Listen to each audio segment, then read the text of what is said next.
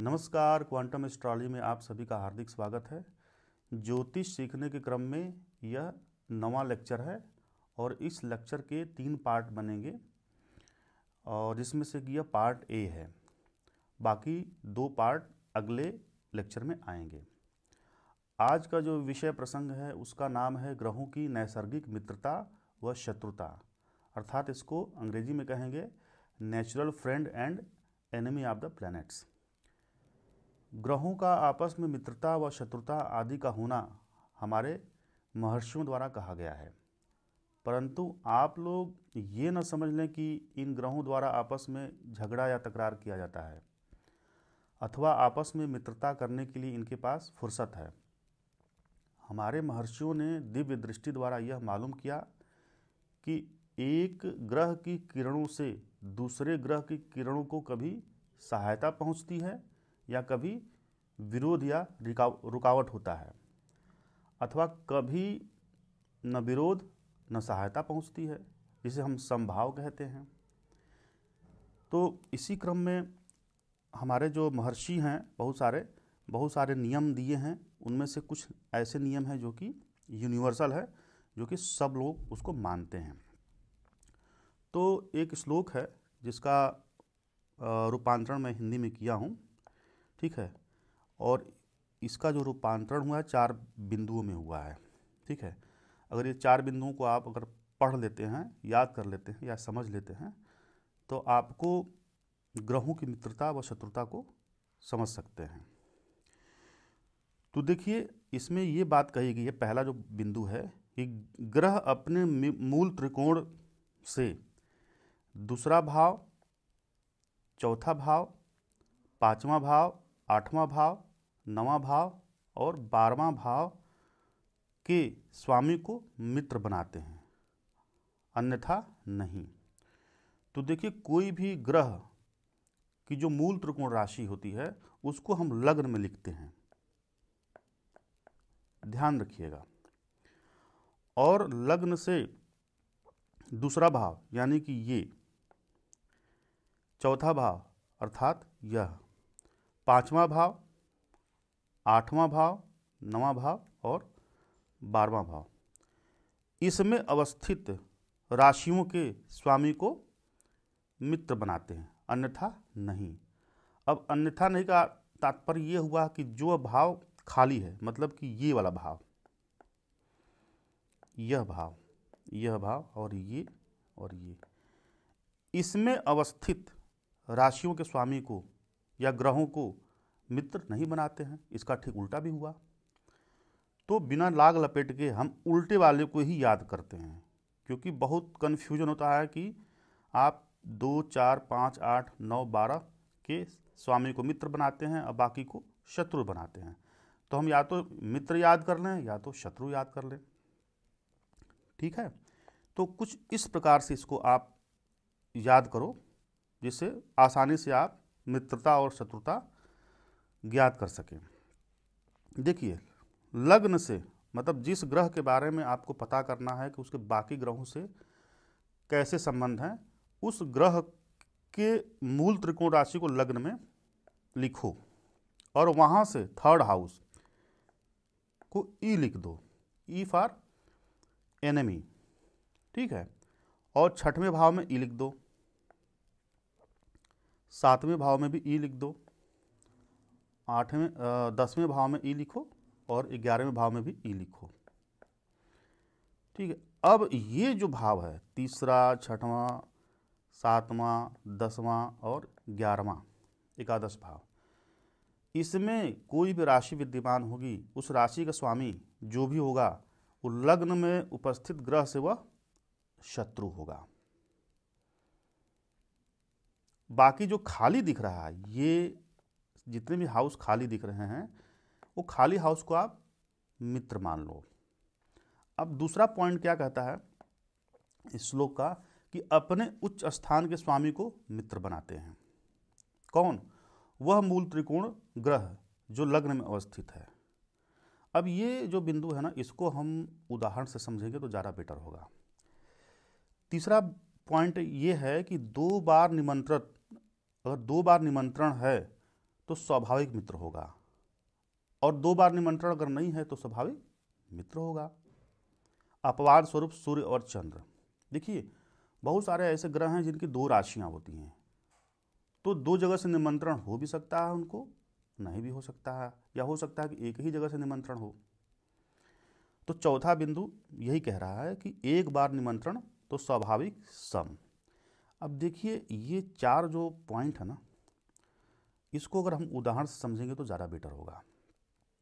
तो आइए बात करते हैं, पहला नंबर जो ग्रह है सूर्य के बारे में। सूर्य की नैसर्गिक मित्रता व शत्रुता। तो हम जानते हैं कि सूर्य की मूल त्रिकोण राशि लियो होता है, सिंह राशि। सिंह राशि में सूर्य मूल त्रिकोण का होता है, और स्व क्षेत्र भी होता है, उसमें स्वग्रही भी होता है। तो लग्न में हम क्या लिखेंगे, सिंह राशि, यानी कि 5 नंबर। जब लग्न में 5 नंबर लिख दिया तो यह सिंह लग्न की कुंडली बन गई। और उसके बाद हम क्रम से बाकी हाउस को सजा देंगे राशियों से। तो अगर ये लग्न में 5 हुआ तो बाकी ये 6 हो गया, 7, 8, 9, 10, 11, 12, 1, 2, 3, 4। ठीक है। और किसके बारे में हमको ज्ञात करना है, नैसर्गिक मित्रता व शत्रुता, सूर्य के बारे में। तो हम यहाँ पे सूर्य लिख देते हैं। ठीक है। अब देखिए द्वितीय भाव पर विचार करें तो द्वितीय भाव में क्या लिखा हुआ है, द्वितीय भाव में यहाँ पे कन्या राशि है। परंतु इसको थोड़ा सा और डीप में जाने से पहले एक बात का हमें ख्याल रखना है कि जब भी मित्रता और शत्रुता हमको अगर मालूम करना हो तो 3rd हाउस में ऑटोमेटिक आप ई लिख दीजिए, एनिमी। 6ठे भाव में भी आप ई लिख दीजिए, 7वें में ई लिख दीजिए, 10वें में ई लिख दीजिए, और 11वें में भी ई लिख दीजिए। इसको ऐसे राउंड कर दीजिए, सर्कल कर दीजिए, ताकि आपको समझने में आसानी रहेगी। अब जो द्वितीय भाव पे विचार करते हैं, द्वितीय भाव में कन्या राशि है। अब कन्या राशि यहाँ पे देखिए ई नहीं लिखा हुआ, इसका ये मतलब हुआ कि यह फ्रेंड जोन होगा। ठीक है, मतलब कि सूर्य जो है इस दूसरे भाव के स्वामी को निमंत्रण दे रहा है, और दूसरे भाव में जो राशि है वो कौन सी राशि है, कन्या राशि। कन्या राशि का स्वामी क्या होता है, बुध। मतलब कि बुध को निमंत्रण दे रहा है सूर्य। अब हम जानते हैं कि बुध की एक और राशि होती है, वो कौन सी राशि होती है, मिथुन। तो देखिए मिथुन कहाँ पे अवस्थित है, एकादश भाव में। तो एकादश भाव में ई लिखा हुआ, इसका ये तात्पर्य हुआ कि निमंत्रित, मतलब निमंत्रित नहीं हो रहा है। तो द्वितीय भाव से निमंत्रित हो रहा है बुध, और एकादश भाव से नहीं हो रहा है। तो बुध की क्या अवस्थिति होगी, बुध का स्टेटस होगा यहाँ पे सम। अब सम को हम क्या बोलेंगे अंग्रेजी में, न्यूट्रल। तो यहाँ पे एन लिख देते हैं। अब तृतीय भाव में विचार करते हैं। तृतीय भाव में ऑलरेडी देखिए यहाँ पे ई लिखा हुआ, मतलब सूर्य जो है निमंत्रित नहीं कर रहा है। तृतीय भाव में कौन सी राशि है, यहाँ पे तुला राशि है। तुला राशि का स्वामी क्या होता है, हम जानते हैं कि तुला राशि का स्वामी शुक्र होता है। तो शुक्र यहाँ पे निमंत्रण नहीं प्राप्त कर रहा है। और शुक्र की एक और राशि होती है, वो कौन सी राशि होती है, वृषभ। और वृषभ यहाँ पे 10वें भाव में अवस्थित है। यहाँ पे भी देखिए ई लिख रहा है। ठीक है, तो इसका ये मतलब हुआ कि शुक्र 2 जगह से रिजेक्ट हो रहा है। ठीक है, तो शुक्र को हम कौन सा दर्जा देंगे, शुक्र को हम देंगे दर्जा यहाँ पे एनिमी का, शत्रु का। अर्थात सूर्य जो है शुक्र को अपना शत्रु मानता है। अब आते हैं चतुर्थ भाव पे। चतुर्थ भाव में कौन सी राशि है, और देखिए यहाँ पे खाली है, अर्थात इस भाव को लग्न जो है निमंत्रित कर रहा है। अर्थात लग्न में अवस्थित ग्रह कौन सा ग्रह है, सूर्य। हम सूर्य की ही तो बात कर रहे हैं। मतलब सूर्य जो है चतुर्थ भाव में अवस्थित राशि को निमंत्रित कर रहा है। चतुर्थ भाव में अवस्थित राशि कौन सी है, वृश्चिक राशि। वृश्चिक राशि का स्वामी क्या होता है, मंगल होता है। मतलब कि मंगल को इनवाइट कर रहा है, स्वागत कर रहा है। अब हम जानते हैं कि मंगल की एक और राशि होती है, मेष राशि। मेष राशि कहाँ पे अवस्थित है? नवम भाव में।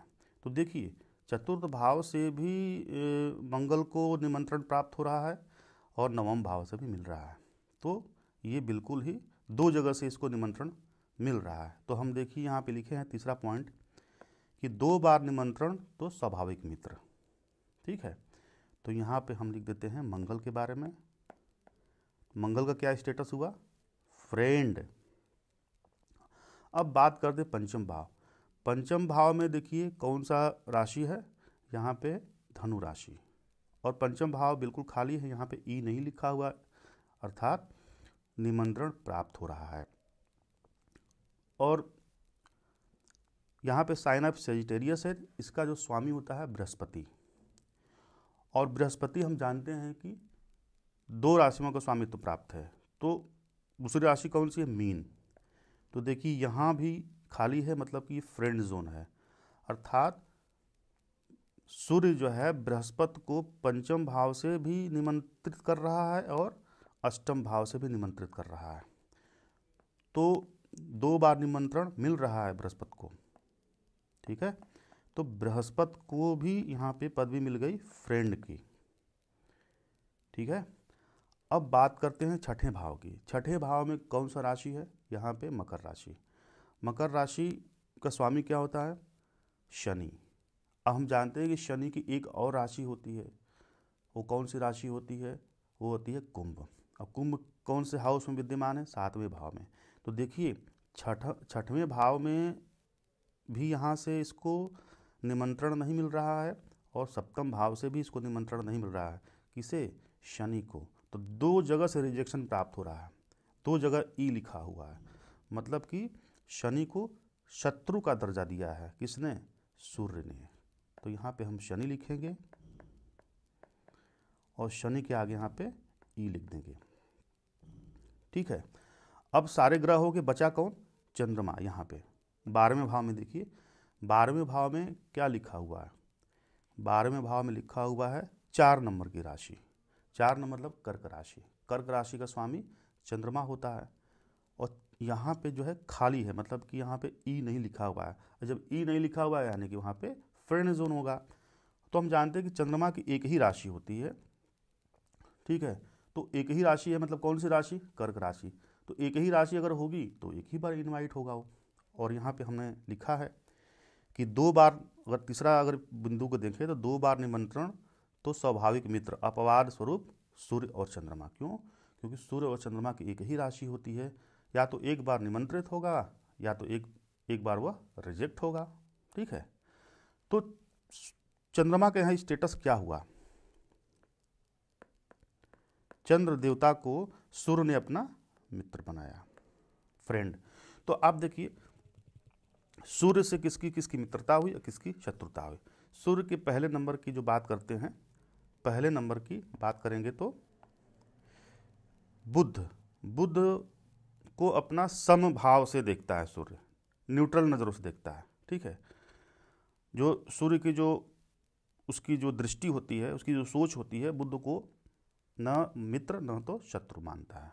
वो कहता है तुम सम हो, हमारे लिए न्यूट्रल हो। ठीक है, मंगल को क्या मानता है? फ्रेंड। ठीक है, सूर्य मंगल को फ्रेंड मानता है, मित्र मानता है। बृहस्पति को क्या मानता है? फ्रेंड। ठीक है, चंद्रमा को क्या मानता है? फ्रेंड। ठीक है, शुक्र को अपना यहाँ पे एनिमी मानता है, शत्रु मानता है, प्रबल शत्रु। शनि को भी प्रबल शत्रु, क्योंकि 2 जगह से रिजेक्ट हुआ है। दोनों राशियों से शुक्र रिजेक्ट हुआ, दोनों राशियों से शनि भी रिजेक्ट हुआ है। तो उम्मीद करता हूँ कि आपको मैं जो भी इतनी सरल भाषा में समझाया हूँ सूर्य के नैसर्गिक मित्रता व शत्रुता, और आपको आसानी से समझ में भी आया होगा। तो अभी जो भी ग्रह बचे हुए हैं उनका भी मुझे करीब 2 पार्ट में वीडियो बनाना पड़ेगा। मैं एक ही वीडियो में नहीं बनाया, ताकि वीडियो बहुत बड़ा हो जाता है तो लोग देख नहीं पाते हैं। ठीक है, छोटा वीडियो लोग देखते हैं।